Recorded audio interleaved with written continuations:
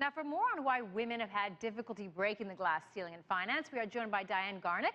She's a former investment strategist at INVESCO and is currently the CEO of Clear Alternatives, a women-operated and owned asset management firm. Diane, thanks for joining us today. Thank you for having me. Now, it was about a year ago that you started your new firm. What made you want to have an all-female firm?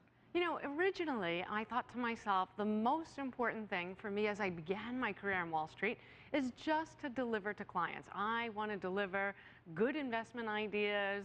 I want to make sure you meet client needs. I want to do everything right, get all of my ducks in a row, as they say.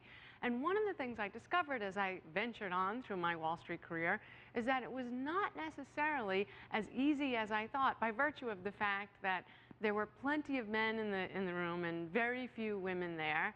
And ultimately, throughout time, I heard countless overeducated women coming to me saying, I did all the right things. I got the right degree. I went through the associate's program. I have 5 years of training. How do I get to the next level? So for us, when we started Clear Alternatives, we said, look, the thing that we really want to do is create an environment where everybody is purely judged on their ability to generate returns for clients and have nothing to do with gender. So in many ways, we just eliminated the gender card by saying we will be an all-woman firm. From this moment on, you purely get evaluated based on your performance. Well, what I find interesting is, though, when you look at in the world of business, there are sectors which we see women really reaching the top, particularly in the tech sector. Right. We've got Yahoo CEO is a female, same thing at IBM, same thing at HP. Why is it that in Silicon Valley, women can reach the top, but not on Wall Street? You know, it's a very interesting question.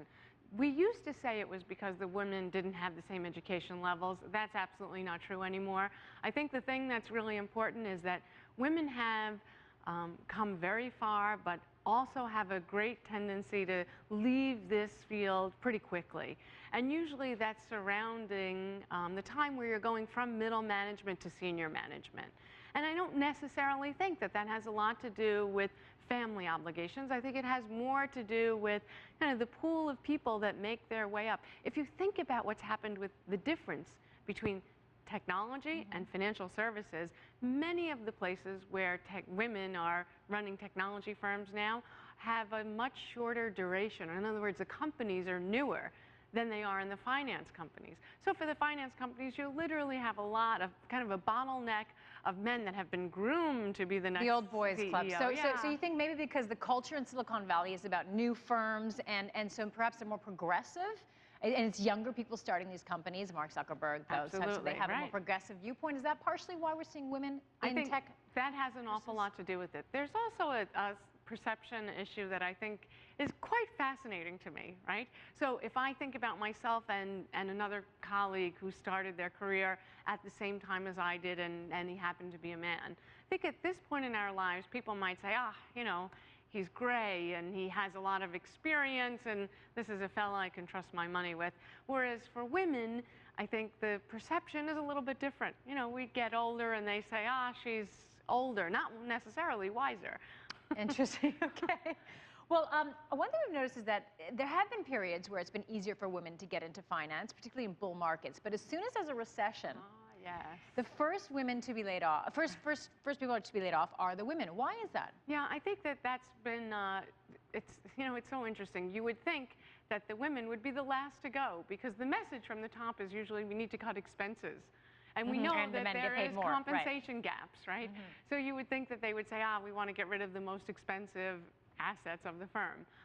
I think a lot of that has to do with the way that, again, it comes back to traditionally, right? People say, well, it's much easier to lay off the perceived, whether or not it's true, second income in the house rather than the primary income to a household. So I'm sure that a lot of that plays into it. And what about networking skills, though? Is it fair to say that women are not as good at networking as, say, men? So this is a very good question. I think women are just as good, perhaps even better at networking and finding mentors, but men are much better off finding sponsors. So there comes a point in every professional's life where you have to stop looking for mentors and start looking for sponsorship. It's one thing to open up your calendar and contact list and say, let me get you into these meetings and these clubs and this project. It's another thing entirely to say, I'm going to share budget with you. And that's sponsorship. That's what women need to reach for. Okay, sponsorship, Diane. We could talk for hours about this. This is a fascinating conversation, but unfortunately, we've run out of time. Thank you for joining us. That was Diane Garnick.